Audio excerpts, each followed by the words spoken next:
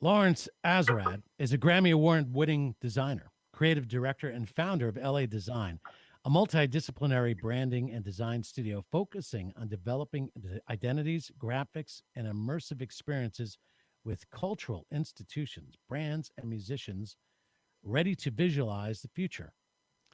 He has spoken on design and inspiration at the V&A Museum, London, the Smithsonian, TEDx UCLA, and at universities, professional organizations nationwide and internationally.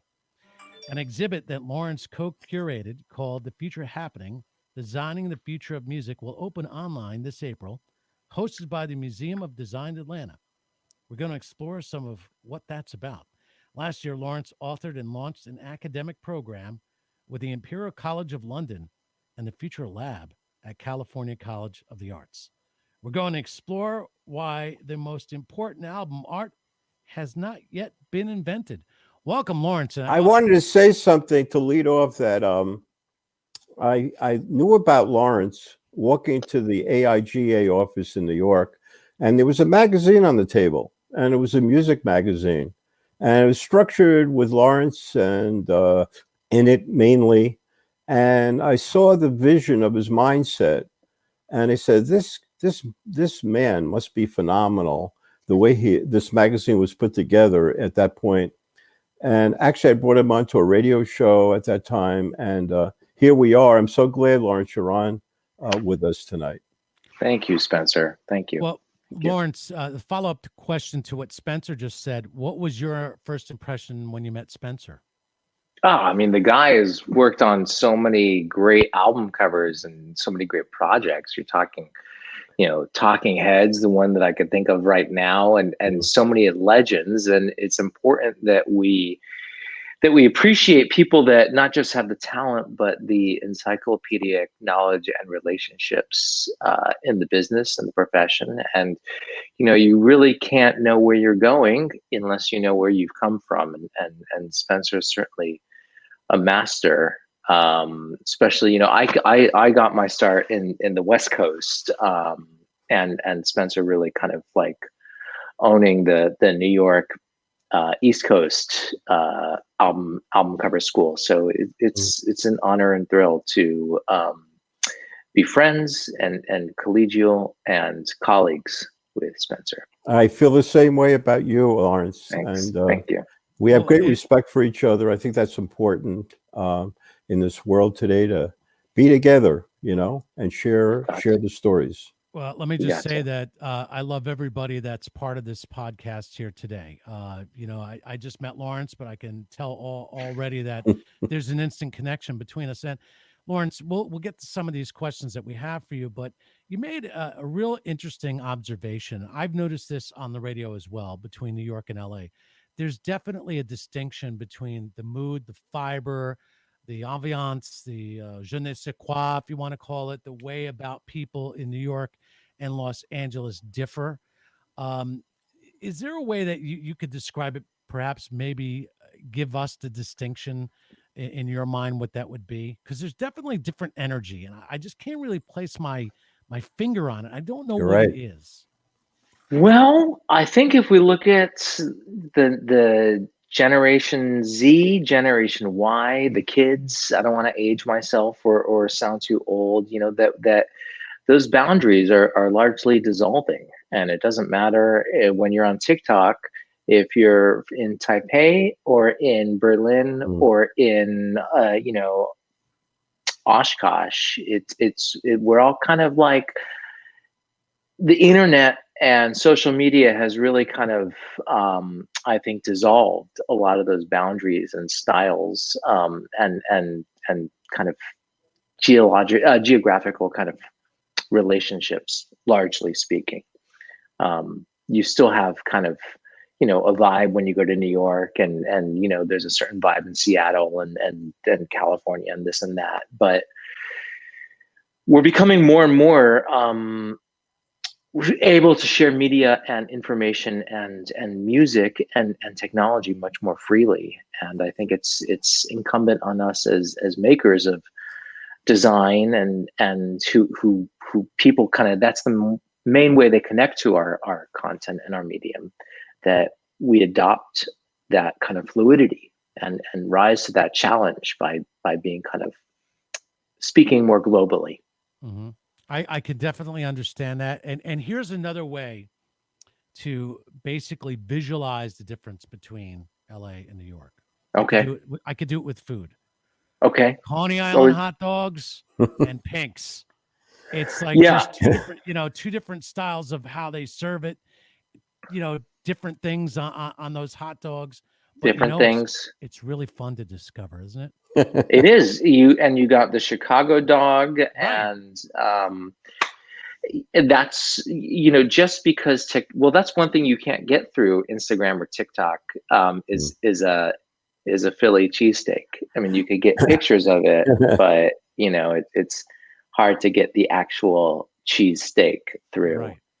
the phone. Sort of like what other people call a bagel outside of New York City is laughable. That's right. That's right. My family is originally from New York, and I grew up knowing that, of course, a New York bagel, set you back 2,000 calories, but it's all right. Just Lawrence, we worry about those things on the West Coast. Yes, that's Lawrence, a big difference. That's a big difference. obviously, We're health I don't worry about food. We're like, we got the smoothies, the green Yeah. tea, Yeah. people are like, although I go to New York, or I haven't since the pandemic, and I see, you got your equinoxes and people running around the reservoir and stuff like that too. You do have a point, which brings us to our first question. The pandemic has transformed the industry as we know it and as we knew it. But long before that, we know that the industry was subjected to multiple radical transformations.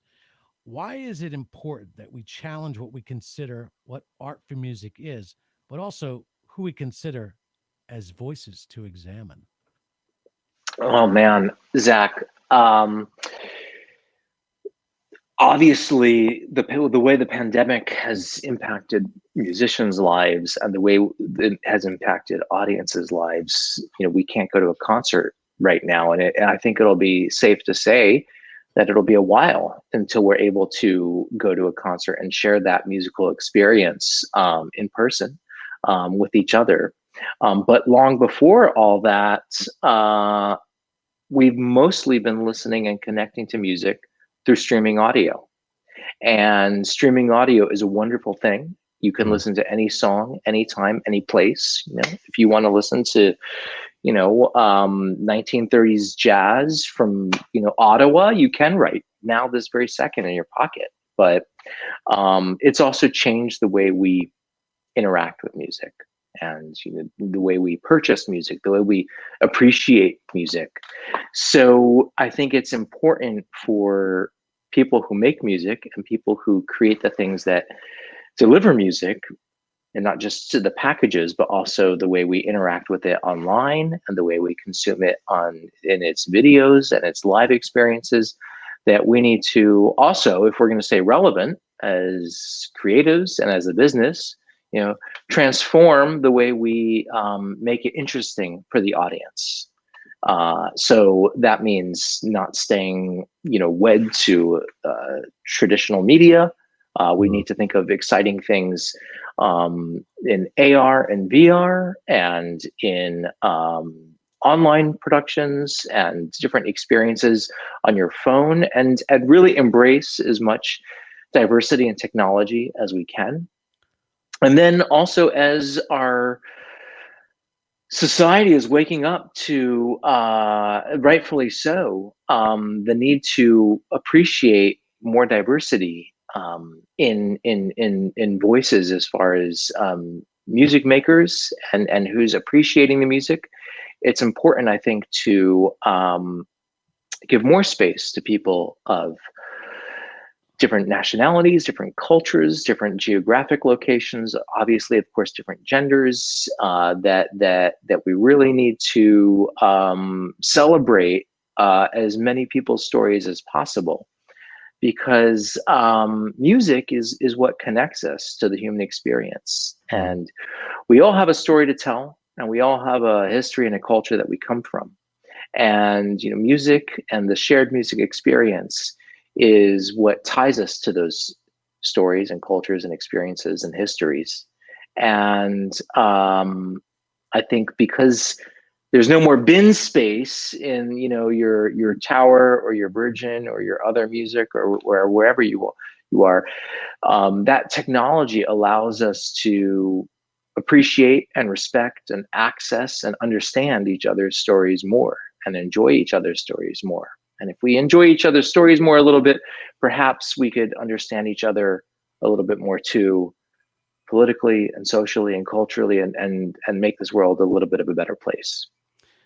I agree with you 100% on your take on all of this and how we've migrated to this whole streaming platform and how it makes music available. It gives people opportunity as well. I think we discussed this before we did the interview with New HDLA. That is my take on it, and I don't think we have to do things that we used to just because someone made up a rule along the way, because he or she was the influencer, right? So we all have our own path, but and not to be almost redundant about what you just talked about, but it leads to the next question. Maybe you can expand upon it a little bit. The biggest transformation is this idea of streaming and the ability to get what we want on demand, and at the same time, why is it essential that we embrace diversity in the medium? Well, you know, diversity in the medium, by diversity, you know, I'm talking about access to the technology. You know, right now you're getting your streaming music through, you know, one or two major services, and that's great. And so many, but you also have SoundCloud and Bandcamp and these other streaming services too. But the streaming services largely provide one basic function, and that's just listening to the music and discovering the music. I feel as a designer that there's much more to be done in the way we kind of explore and discover new music in the platform. So if you go to your streaming service screen, you know, it's designed to serve the function of listening to the music. You know what you want to listen to, you type it in, you press play, easy, you're listening to it. Nothing could be easier. But as far as that revelation and that element of surprise and discovery and finding out things that you might not have found, you know, we're still in the early nascent caveman, before the dawn days of having that live in an exciting, interesting place online. You have certainly excellent blogs and online sources that you know, Aquarium Drunkard or Pitchfork that kind of illuminate artists, much like, you know, the radio does or has done more, or what like Rolling Stone used to do back in the day. But that truly organic experience, you know, what it used to be like to go to a record store, say like here in LA, you know, Tower Records up on Sunset. We all saw the Tower Records documentary and know how that story ended. Or much more recently, but also kind of meeting the same end story, you know, Other Music in New York.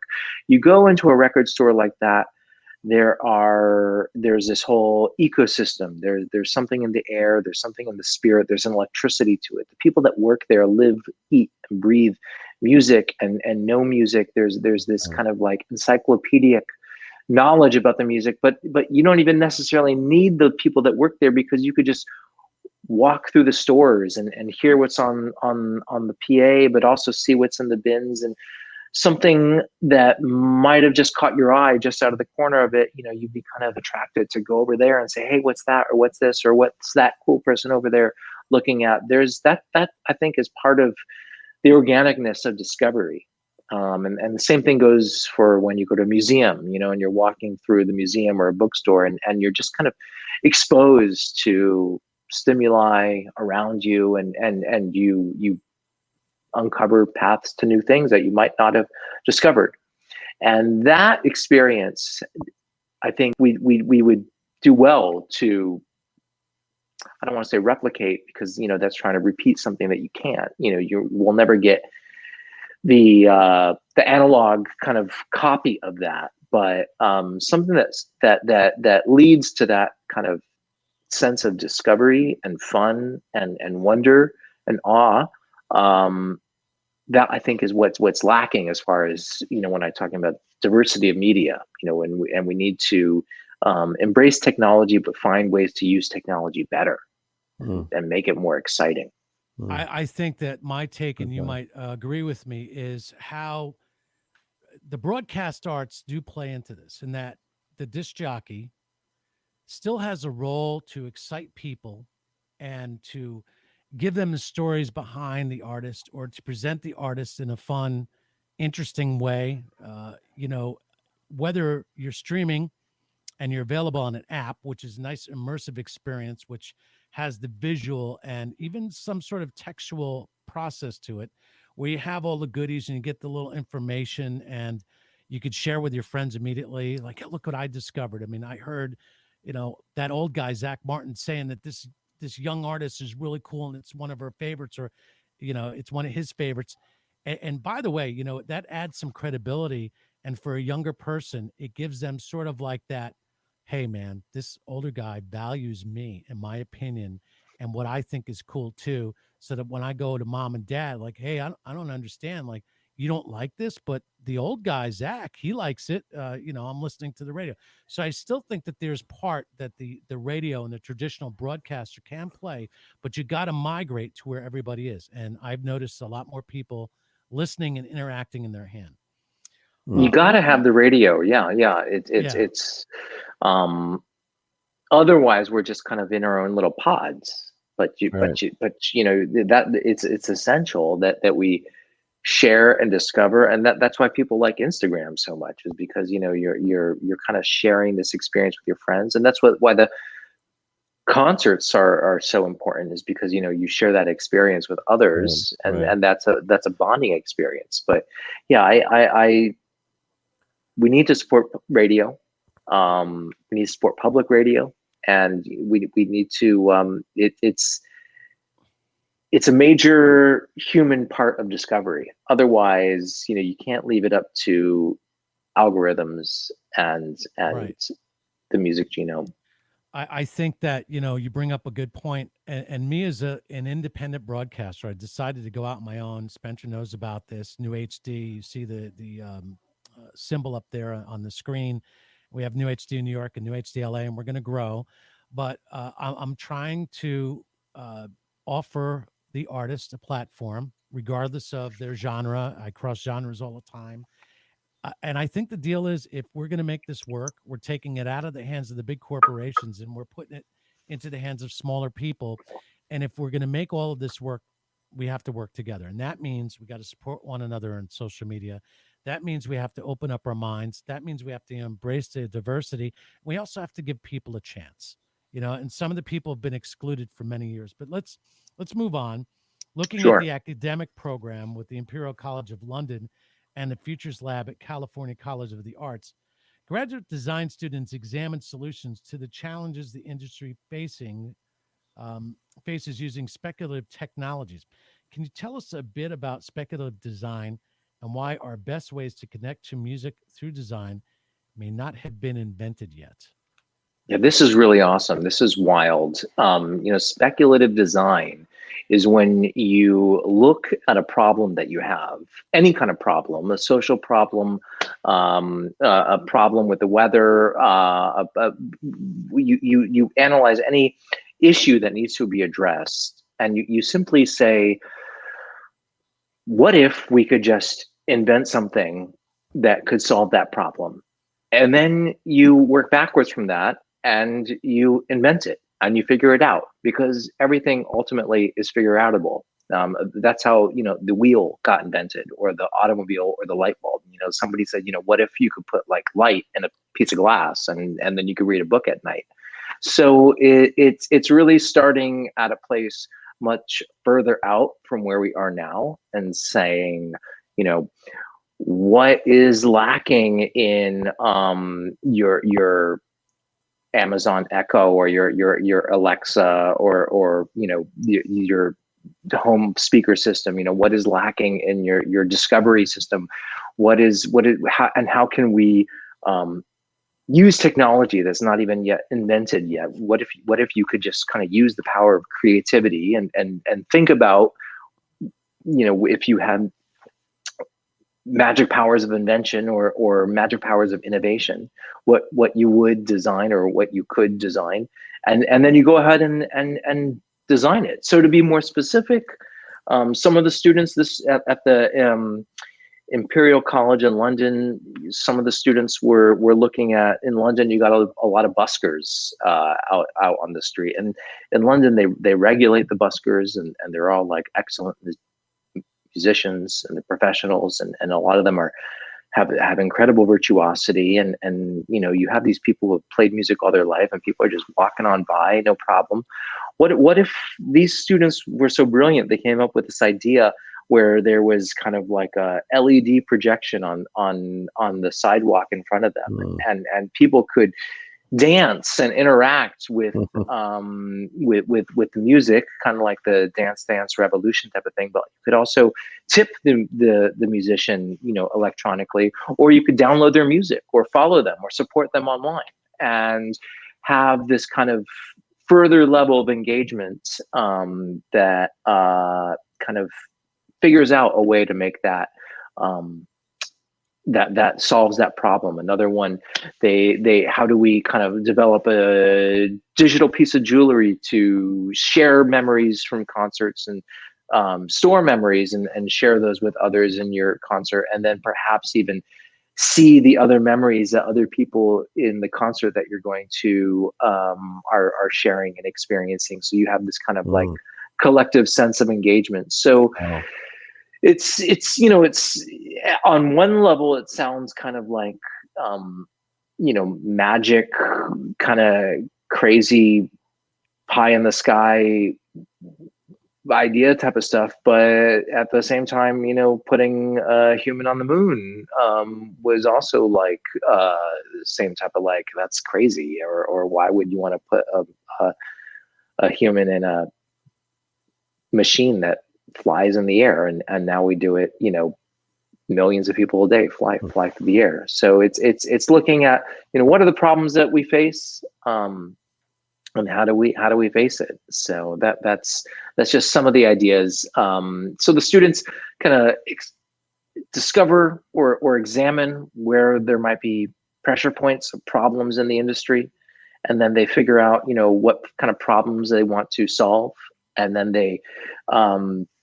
develop solutions and share those solutions, and we workshop those with the technologists and the professors and the industry experts that come in and lecture and guest in the class. And then they make these fake technologies. They're ideas, they're just kind of concept, but they make computer animations of kind of like, so one group did like a floating ferrofluid ball that was kind of like a little bit of like an Alexa that you could take with you and share, but it was also like your friend, and make almost like a whole little business plan.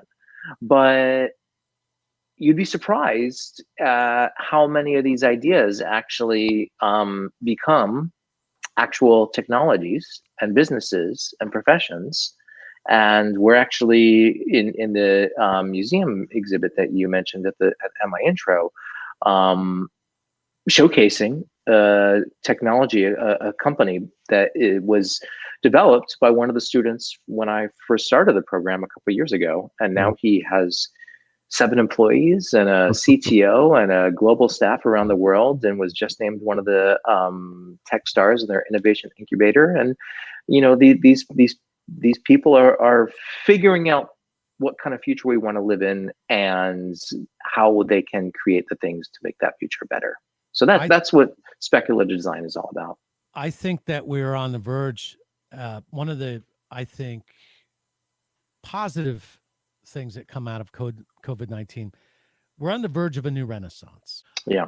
But I used to really love picking up an album, and looking at the artwork and reading all the contents and really breathing it in.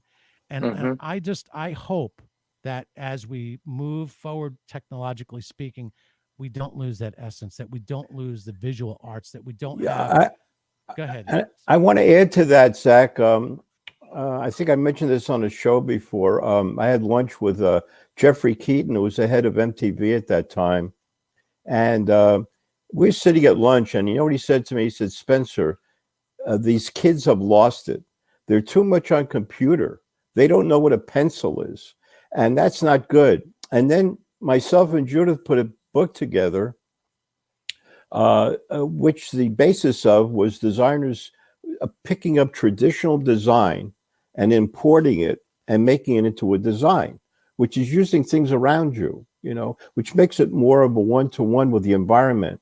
And I think we're getting into some subject matter, I think, Lawrence, like that, where was so much, when you get too much at one side, you lose the sense of what's around you. I don't know. I wonder if you could add to that, or you want to add to that, or.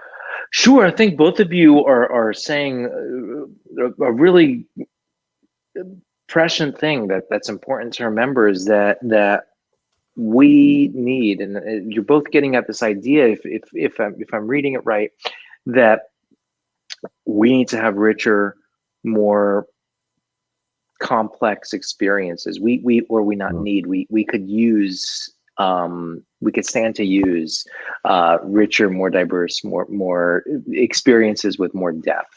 And you know, Zach, you're talking about being able to not just read the liner notes, but truly have an experience with them and a relationship with them, and to have kind of like a new version of that.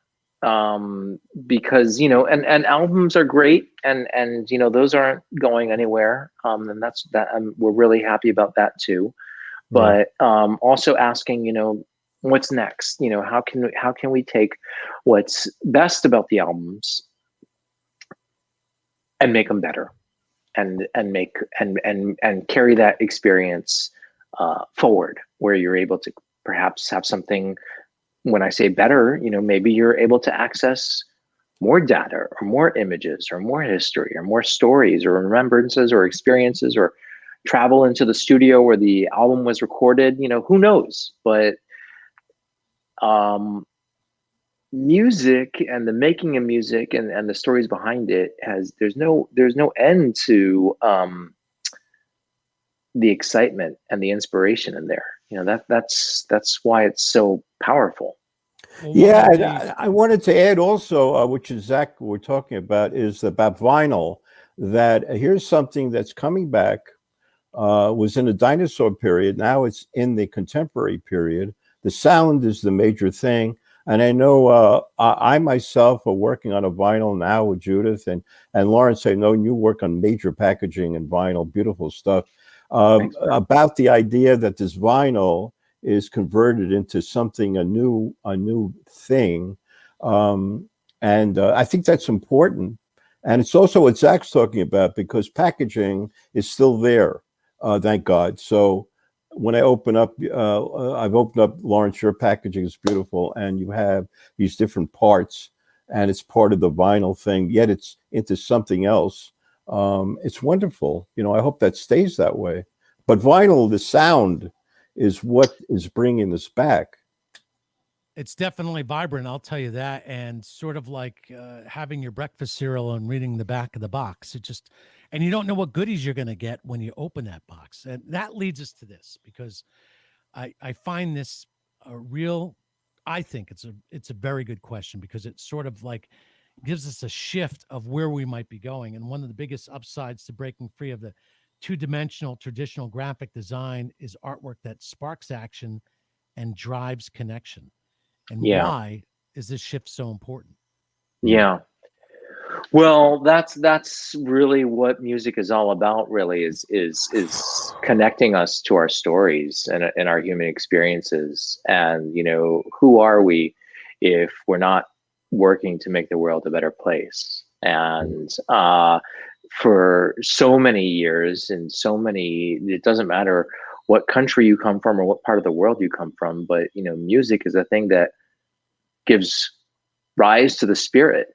And, you know, there's a lot in this world today that could use changing. And it's always a good time to use the power of creativity to help make the world a little bit of a better place and inspire others to do so. So recognizing that there's things that could be fixed in this world, could be attention applied to in this world, that can be illuminated through music. That movements have been galvanized by music, and be it hip hop or songs of protest, or going back the 20s and 30s and way even before then too. It's important that music is not just about entertainment and selling records, that it's about who are we as a people, what kind of people do we want to be, and what are we going to do about becoming that type of group of people. I think music is the expression of our spirit, and it gives insight of who we are and the possibilities. All good points. And also, Zach, what you're bringing up is a very good point. Also, is what you find a lot of musicians are not just doing these syrupy songs; they're writing things about. It's almost like they're doing a doc film on music. They're saying things with their music, right, Lawrence? I mean, they're saying things. That's important to me. Is a famous music person said to me, Spencer, it's what they say on the record. And I understood that with lyrics and the way they present them. Willie Nile is a perfect example of a rock musician who writes about, he's part Irish, so he has a great writing sense. He writes about things going on around him that need to be corrected, that type of thing. And embracing the change, embracing new ideas, and allowing people to express themselves, it helps in so many different ways. It gives people hope. It's a way of showing love for, love thy neighbor. It's the golden rule. Treat people how you want to be treated. And when more people are able to express themselves in a healthy way, you have a better society, because then people are more willing to reach out to those who are in need. These are very important things. We just cannot step over people. Everybody's a walking piece of art. And if we cherish one another, we'll have a better world. It's true. I want to add to this. Like Lawrence, we can't show it, but Lawrence's packaging is phenomenal. And I want to say that what really strikes me about the way Lawrence designs that I've seen, hands-on and voted actually for him, is that it's in another dimension. It's like there's no, which should be in design, there's no rules. He literally strips the rules away, brings out some sort of visualization and packaging that's far beyond what you could believe. It's like getting a surprise to me as designer. So I highly respect, and I got to emphasize this, he is going to be, my prediction. Come on. No. He's not only a great designer now, but you're going to see a lot of his famous work in the future. And he's going to be a very dynamic force in design, as well as my friend Stefan Sagmeister is, and these names, or where Vaughn Oliver was. I just want to tell you, it may sound ridiculous, but I'm usually good at intuitive feelings. Well, I think what you'll have the people that will brag about being you being their mentor, mentoring them, as well as I'm from the school of Lawrence Azerrad, so that'll be people emulate you, which is the biggest form of flattery when you emulate others, and we could talk a little bit about that, because I'll give you an example, Lawrence. Sure. I grew up listening to the famous Scott Meany. Spencer knows who that is. Yeah.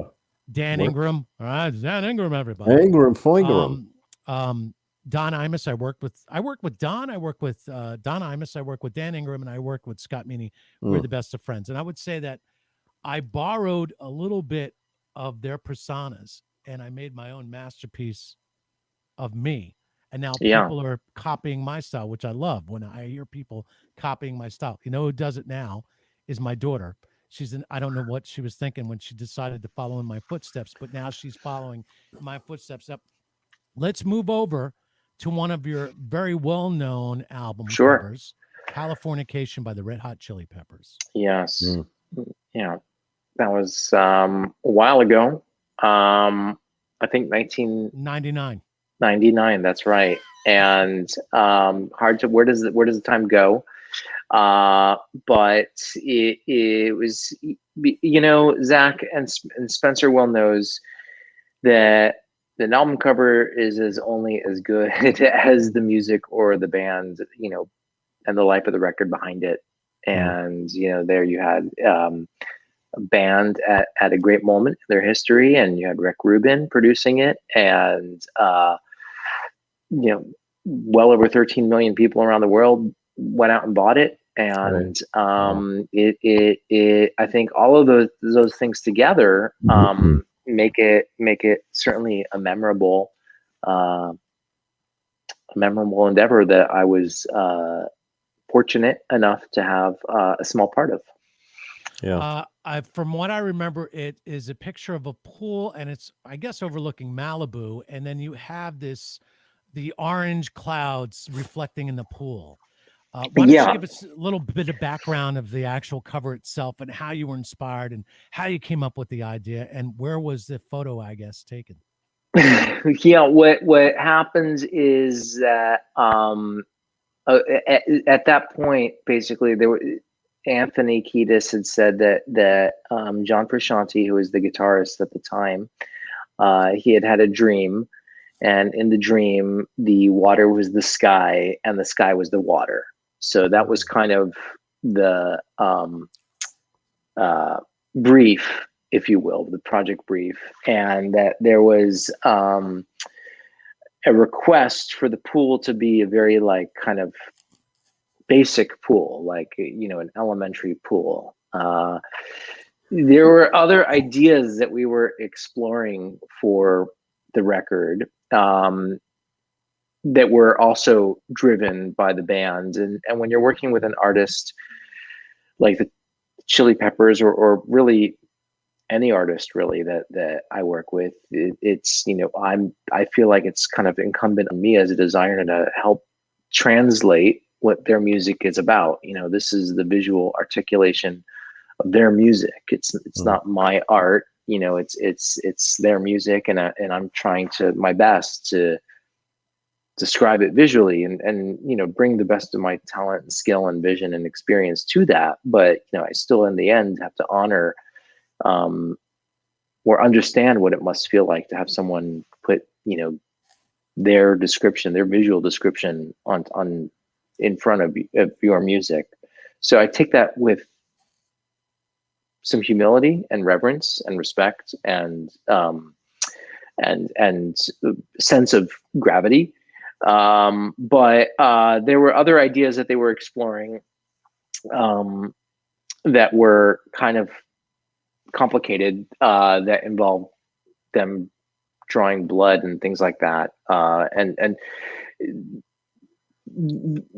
long story short, the other ideas with the blood didn't really work out visually. And this kind of came to be one of the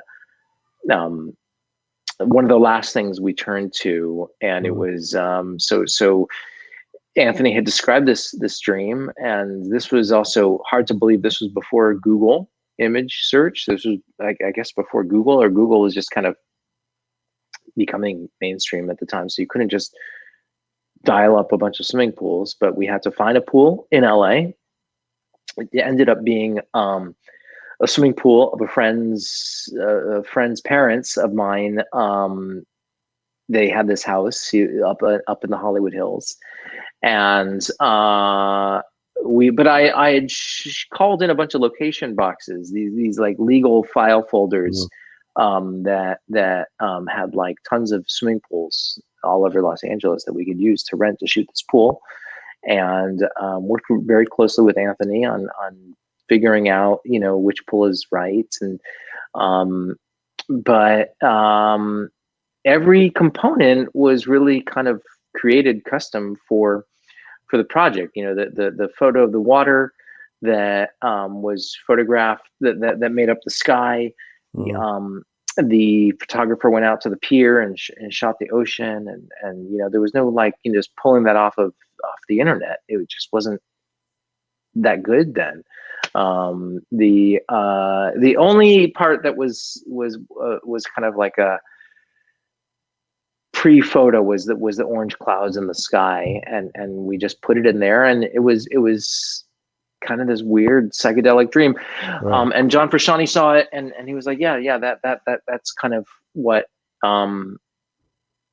that works, which was gratifying to me. But with Frusciante back and Rick Rubin kind of producing it, and this was kind of like a return to this kind of epic rock and roll Chili Peppers sound, and the record was Californication. The title Californication, I wanted to kind of evoke these kind of like grand epic 1970s kind of covers, almost like a modern for the time, modern 20 years ago, reinterpretation of what you might be akin to like a Hypnosis type of cover or something like that. And that's why the type is real small up at the top and things like that. And I just wanted it to look and feel like a big epic kind of rock and roll cover. Were you inspired by listening to the music first, or Sure. did you listen after which? That's a really great question, Zach. Spencer can attest, a lot of times the music isn't available, either due to time constraints or I definitely remember hearing it before the record came out and being like impressed and knowing it was going to be big. But a lot of times it's either like still being worked on or mastered, or it's not done, or it's not out. So sometimes you have to go on other quantifiers, other indicators. And you, like when I'm designing for a different artist and their music's not available, I'll try to listen to music of the same kind of time and spirit and essence, and try to kind of just listen to that. If the music is available or the lyrics are available, that's great, that's super helpful, but it isn't always the case. I can't remember honestly if I was able to listen to the music or not. Yeah, I think when you're working on it too is very interesting, because you're dealing with a musician. He has sort of an idea of a dream, right? And you're conveying it to it. So it's almost like you don't need the music in a sense if you're following that visual area, Lawrence, and making it happen. So it just makes it just becomes what it is. You don't need, it's almost like you don't need the music, actually, Yeah, I remember there's one detail that John Frusciante was particularly happy with, kind of how surrealistic it kind of came out, and to be quite honest, that orange clouds in the sky, I don't mind saying that was like a happy accident. It was like we didn't plan it. It happens. We didn't say, like, let's put orange clouds in the sky. It was like one of those things. So I put it in there the way you see it in the cover as it is now, but the color separator, that's like a stage that doesn't really exist so much anymore, but like the person between the designer and the printer was this color separator, and at times, the way you did color separations was an art, and they were paid a lot of money, and they were like artists, right? They were artists. And I remember this instance where this color separator, he kind of put this like soft reflection of the railing on top of the water, as if to like make it seem like you could see this reflective surface of the water on the orange water, and it was cool. But it was like, but John saw that and was like, that's not part of what we're doing here. And I appreciate when people kind of bring their magic and talent and experience to the story, and then you also have to kind of appreciate when an artist like John and Anthony and Chad and Flea, you know what they want, and Yeah. you just kind of been doing it for a while. With as many Yeah, I mean, changes. I would work like on Fear of Music with David Byrne and the Jerry Harrison, and Jerry was a highly conceptual designer, and David went to RISD. I had a Yale background in design, so we all had that Joseph Albers basis of the two schools similar, Yeah. and we all seemed to gel. And it was something about, and you can relate to this, working with people that are very visual. It's a different world. It's almost like you love it. It's like you have fun. You're working with the same type of high end visual people. That doesn't, and you know this, it doesn't always happen in music, and you tend to be on your own really a lot. But I got off on that, and I think what was going on with you with that cover is there was some formulation, some idea that sounded really cool, actually. Well, I just want to tell both of you, Lawrence as well as Spencer, don't underestimate the value of a good cover, because when I do what I do and I start looking for new music that I'm going to feature on New HDLA or New HD, the first thing I look at is the digital art that tells me a little bit of something about the song. And before I probably 9 times out of 10 will listen to it based on that digital art. So Right. it's a great Yeah. way to, Yeah. if you're going to, I'm going to give some insight to a up and comer, if you're, or a musician of any type or band at any level. If you want to get the attention of someone like me, who's behind the scenes programming the music and making it available for consumption, you have to have something that catches my eye, because I've got so much to go through. I can't get through it all. But a great digital, even the digital album cover, whatever you want to call it, that JPEG or the That mini. PNG, whatever that Yeah, might be, definitely gives me, it sends me in your direction. So Lawrence, Spencer, we're running out of time. I just want to know if someone wanted to get a hold of either one of you. First of all, you're still doing album art like you did in the old days, I guess is the way to put Me? it. Yeah, Yeah, yeah. yeah.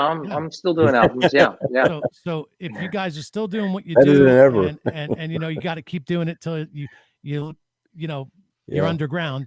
Right. How does anybody get in contact with you? If you're an artist listening, do me a favor. Make sure you find a good designer to present your music. It's really important. Now, Wow. sometimes if you put it in a plain True. wrap paper bag like Led Zeppelin did, that got my attention too.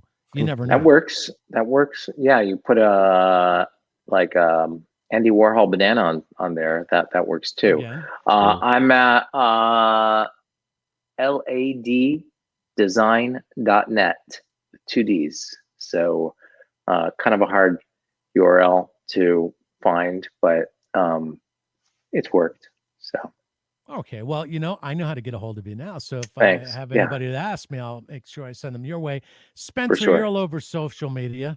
Yeah, I'm all over. You can go into my name, Spencer Drate. I'm all over the place. I'm also on Facebook. And Judith and I have a site, Spencer Drate, Judith Salovitz, with our work. I'm on Visura, Visura, with a profile. And we don't have a website, but we seem to get work without it all these years. And but I'm on there as Lawrence's. I'm sure you can find Lawrence. So yeah, I want to ask one question to Lawrence, and it's always a spot in my heart for design, and you'll know this is important. Typography, and I Yeah. think that's what separates the really great designers from the good or mediocre designers. And I think it's very important. Lawrence, where did you study? Because you're really good at typography. What was your background in typography? Oh man. Thank you, Spencer. That's a really big compliment coming from you, man. Thank you. That's true. It's I went to California College of the Arts in San Oh, Francisco. that's a good school. But to be honest, I was, this was the mid 90s, and really at the advent of I'm really going to date myself, but the David Carson Raygun magazine years. It was like David Carson pre-Raygun. Yeah. And then when I started working at Warner Records, Raygun was really in its heyday. But Yeah. you know, there was something. Certainly, David Carson is of that time. Right. But Raygun and David, there's certainly a very vivid expressiveness with their typography. Their typography, where typography almost becomes illustration and kind of becomes a part of the artwork and an extension of what they're talking about, be it, you know, the music or the story or the spirit of the artist. So it was very, very popular fashion at the time to really just, you know, mess it up and thrash it. And I remember we used to be like, we used to spend hours and hours late into the night. What was a lot of kids would be like at a bar. We would be at what was called Kinko's then, FedEx office, you know, and Xeroxing type over and over again, and reducing it, and then Xeroxing it up and up and up and up until it kind of like became just blotty and blotched and thrashed, and then you would rip it up and scrape it up and photograph it and Xerox it again, and you know, kind of like trying to do the equivalent of what, you know, Zach was talking about, you know, Jimi Hendrix, you know, what Jimmy was doing on the guitar, trying to do that to type. And later on, I started to kind of do a lot more cleaner stuff, you know, because you could also be equally expressive with clean type too, you know, say more by doing less type of thing. So I was very influenced by David Carson, and they have a book out. You'd be interested, Rizzoli. I had him on. The Jarrett, the author, put out a book on Rizzoli called Raygun, and it's all the layouts, Lawrence, of all the magazines. Chris Ashworth was art director. Chris Ashworth. Wyden and Kennedy, you know these names, and also David Carson. It's a whole thing. But I did an article in Raygun. It's a funny story. I did an article in Raygun on special CD packaging. That was my thing then, to promote that. Nobody else was doing it. And really great packaging at that time in the late 80s was a big thing.